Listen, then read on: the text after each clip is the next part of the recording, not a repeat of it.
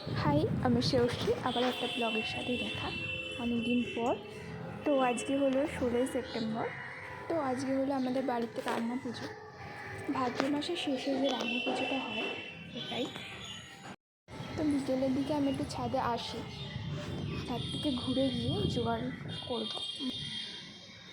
এই বছরে কাউকেই বলা হয়নি, শুধু নিজেদের মতো রান্না করা হবে, যেহেতু আমরা 17 তারিখ এবং 18 তারিখ থাকবো না। তো যাই হোক, আমি কোনো না কোনো কাজ বসাতেই থাকি এরকম সারা বছর ধরে।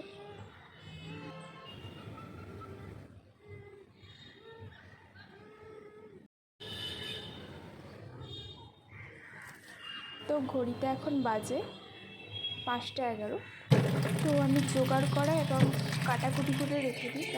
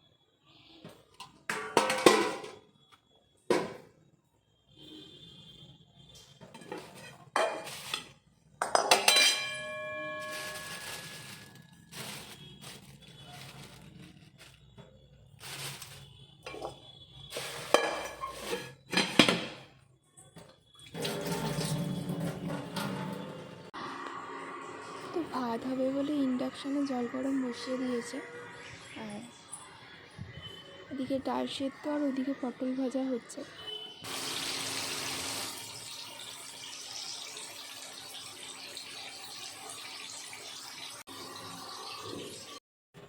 তো মা এখানে মাছ কেটে ধুয়ে নুন হলুদ মাখিয়ে নিয়েছে। তো রান্না হয়েছিল 7 রকম ভাজা, টক আর ডাল।